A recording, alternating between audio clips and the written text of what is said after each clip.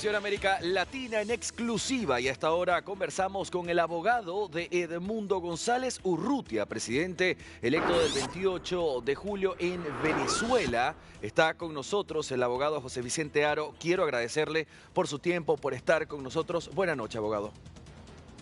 ¿Qué tal? Buenas noches, Andrés. Saludos a la audiencia. Abogado, la primera pregunta que tengo para usted, ¿cuál es la situación actual del estado de asilo de don Edmundo González Urrutia en España? Está don Edmundo González precisamente en los trámites preliminares para la regularización de su estadía en territorio español. Con respecto a esto, ya se han adelantado algunos trámites muy preliminares, muy informales, que esperamos ya se lleguen a concretar y a formalizar a finales de esta semana, cuando se prevé un encuentro entre don Edmundo González Urrutia y el canciller lo que es el Reino de España, es decir, de España, quien está de gira con el presidente español y se está a la espera pues de la llegada del canciller para que sostenga una reunión Edmundo González Urrutia, el canciller, y definir el sentido y alcance de lo que será su estadía en territorio español. Claro. Abogado, también se estaba diciendo que el viernes seguramente estaría la reunión entre el presidente de gobierno español, Pedro Sánchez, y Edmundo González Urrutia. ¿Es así o la reunión se llevaría únicamente con el canciller? Es posible que esté presente el presidente del gobierno español.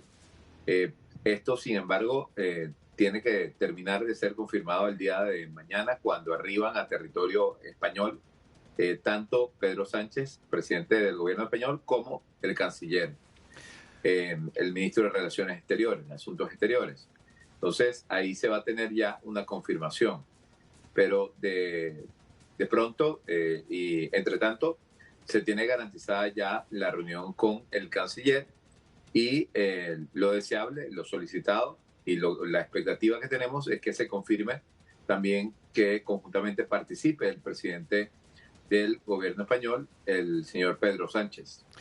Abogado, muchos hoy se preguntaban por qué Edmundo González Urrutia, si él llegó directamente desde el fin de semana, por qué hoy no estuvo en la concentración para él mismo dar el discurso que sí leyó su hija. ¿Cuáles son esos parámetros legales que no lo permitieron?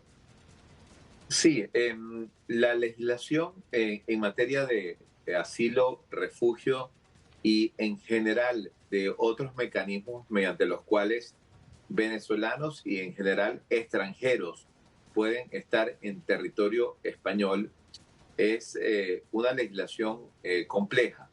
Es una legislación compleja que, dependiendo de la figura que termine aprobándose por parte del gobierno español, conforme a las reuniones que se sostendrán a finales de la semana con el canciller y posiblemente también con el presidente de España, entonces se definirá lo que es propiamente la figura mediante la cual Edmundo González Urrutia permanecerá en territorio español, Claro. y a partir de ese momento que se regularice la situación, se cumplan con todos los requisitos, se presenten los recaudos correspondientes, es que conforme a la ley española, él estaría habilitado para poder ya estar presente y ejercer plenamente sus derechos civiles y políticos como venezolano en territorio de España, sin que pueda incurrir en un acto de injerencia en la política interna Claro. española, que es un parámetro internacional en estos casos. Abogado, entiendo que por su profesión seguramente habrá respuestas que usted tendrá que dar de manera limitada y las hago con todo respeto, pero debo hacerlas. Nosotros hace unos días tuvimos la oportunidad de conversar y yo le hice la pregunta si Edmundo González Urrutia se quedaba en Venezuela y usted me respondió, se va a quedar en Venezuela, pero luego tuvo usted la reunión con el fiscal Tarek William Saab y posteriormente vamos a enterarnos que Edmundo González Urrutia se fue a España. La primera pregunta es, ¿la salida de Edmundo González Urrutia a España resultó de esa reunión que usted sostuvo por horas con Tarek William Saab, el fiscal de Venezuela? En modo alguno, en modo alguno. La tratativa, la reunión, los términos de la reunión fueron aquellos que informé en rueda de prensa y en diversas entrevistas, una de ellas contigo que amablemente me concediste la oportunidad de explicar a los medios de comunicación cuál fue el sentido y alcance de esa entrevista. Una entrevista muy compleja donde yo expuse todas las razones por las cuales Edmundo González Urrutia no tenía por qué estar sujeto a una prosecución penal o una investigación penal y mucho menos debía atribuírsele hechos que revisten carácter penal y atribuírsele delitos que él no ha cometido o ejecutar supuestamente actividades que según el Ministerio Público revisten carácter penal, pero según la ley venezolana no son delitos, no constituyen delitos. Entonces, básicamente, toda la reunión del día miércoles se trató sobre las posiciones que tiene, por una parte, el Ministerio Público, por otra parte, la defensa, que es mi persona, el representante de Edmundo González Urrutia, sobre las diversas situaciones que estaban allí planteadas desde el punto de vista jurídico y las razones por las cuales él no compareció al citatorio número 1, número 2 y número Número 3. 3. Y la injustificación o la manera injustificada en que se había emitido la orden de aprehensión y de captura. Ya se Claro. hace una situación de apremio. Abogado, Para esa fecha, miércoles, sí. y para el día jueves, en la tarde, no estaba planteado en modo alguno que él, de alguna manera, se acoja a esta figura del asilo. Esto se viene a comenzar a considerar el día viernes en la noche, cuando se está presentando una situación de asedio a la Embajada de la República Argentina, a la sede de la Embajada de la República Argentina, después de que el oficialismo, en este caso, quienes detentan el poder, Nicolás Maduro, revocara la autorización que tenía la República Federativa del Brasil para hacer custodia de la Embajada de la República Argentina. En ese momento ya se ciernen sobre Edmundo González Urrutia diversas amenazas que ponían en peligro su vida, su integridad física, su libertad.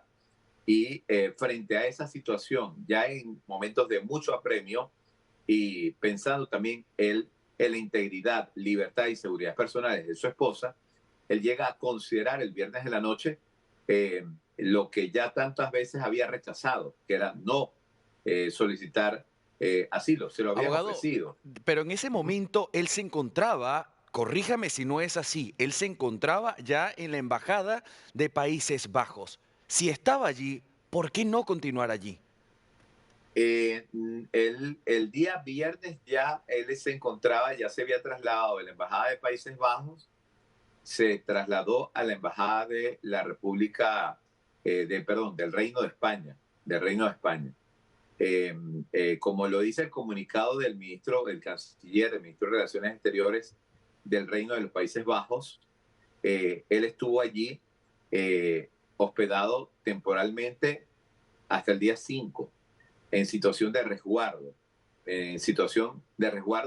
pero en modo alguno, ajá, con el objetivo de solicitar asilo. Porque además había una situación apremiante, que era que se cambiaba de embajador. Había una cantidad de circunstancias que prácticamente hacían imposible que él pensara y la verdad es que el día jueves él no lo había considerado. Él luego ya ingresa en lo que es la embajada del Reino de España el día viernes, ya en horas de la tarde, al final del día, cuando ya se ve una situación de apremio, de peligro, empieza a recibir información, lo cual se acentúa a partir de las 8 de la noche, cuando empieza el asedio hacia la Embajada de la República Argentina. Y ya después de las 10 de la noche es que él me traslada a mí la información de que lo que tantas veces había rechazado él, que era la opción del asilo, va a tener que considerarlo, va a tener que analizarlo, y sobre eso él iba a tomar una determinación en las próximas horas.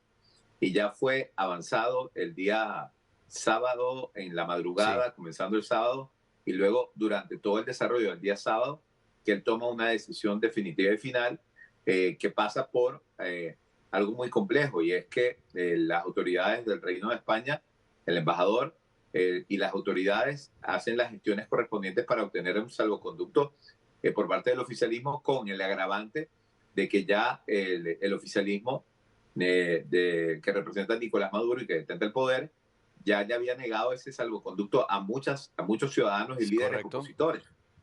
Entonces, había todos esos riesgos y no fue hasta el último momento que se otorgaron los salvoconductos y en ese momento es que a la esposa, en una situación de apremio, literalmente doña Mercedes me dice a mí, yo tuve apenas 2 horas para tratar de hacer las maletas y empacar lo básico, fundamental para mi esposo y para mí. Y bueno, trasladarse a donde tenía que Claro. trasladarse Abogado, para ir tomar el avión. esto me trae directamente a preguntar por qué España y no Estados Unidos. Eh, ¿Por qué no Costa Rica, que se había ofrecido primero? ¿Qué los hizo tomar la decisión de que fuese España? Bueno, porque España siempre estuvo, y siempre cuando se me hacía esa pregunta en los medios de comunicación, se me hacía porque seguramente los periodistas en el buen trabajo que siempre hacen, los periodistas tenían información de que había ofrecimientos y siempre se agradecieron y amablemente se dieron las dispensas diciendo que no era la intención de él de permanecer en otro país, de acogerse a una situación de asilo, de irse del país, sino permanecer en territorio nacional y poder desplazarse de alguna manera libremente por el territorio venezolano. Claro. Incluso en la embajada del Reino de los Países Bajos, él estaba en una calidad muy particular en donde él podía de alguna manera desplazarse y tener reuniones, entrar, salir. O sea, era una situación muy particular. A Claro. veces no estaba allí y a veces sí. Era una situación especial y particular. Cuando va a España y de repente hay una cantidad de países que se ofrecen, cuando va a España, él va pensando que, bueno, es un país que seguramente le va a dar cobijo, va a ser el trámite rápido y además hay un elemento familiar que hay que humanamente comprender y es que su hija menor vive en Sí, Madrid, España, y sí. ahí vive también su yerno, otro yerno, y sus nietos, dos de sus nietos. Claro. Abogado, también el ministro de Interior, Justicia y Paz, Diosdado Cabello, el número 2 del chavismo, él decía hoy que, que Edmundo González Urrutia estaba escondiéndose, escapando, ¿sí?, de María Corina Machado y de todo su grupo, que tanto era así que ni siquiera María Corina Machado sabía de la decisión de Edmundo González Urrutia de irse a España. Es decir, él se fue a España sin notificar y luego todo el mundo se enteró. ¿Puede usted confirmar o desmentir esta información? Desmiento absolutamente esa información. De hecho, ellos estuvieron en permanente comunicación ese día viernes tan angustiante para todos, a partir de horas tardías.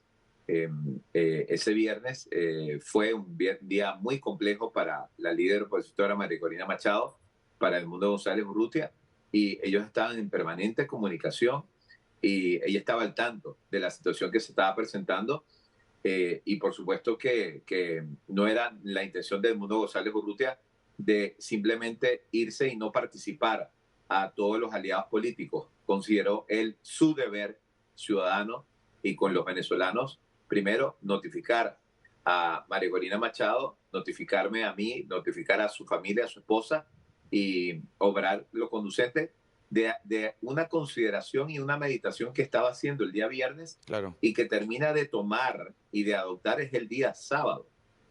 El día sábado es que claro. termina de adoptar una decisión y de ya hacer los trámites a través, con los buenos oficios del gobierno español, para tener el salvoconducto y poder abordar a finales del día, una jornada muy agotadora, muy estresante y muy agobiante, poder abordar el vuelo hacia España. Pero sí estaba notificada de eso, de esta situación y circunstancia, la líder María Corina Machado, y de la situación de amenaza sobre la vida, el apremio, las seguridades personales, la Claro. libertad, como ella misma lo ha informado también en algunos posts que puso en la red. X. Claro. Abogado Aro, el mismo Nicolás Maduro también decía, después de llamar viejo decrépito a Edmundo González Urrutia, después emitió otro comunicado y dijo que le deseaba lo mejor y que respetaba, embajador, su decisión de empezar una nueva vida.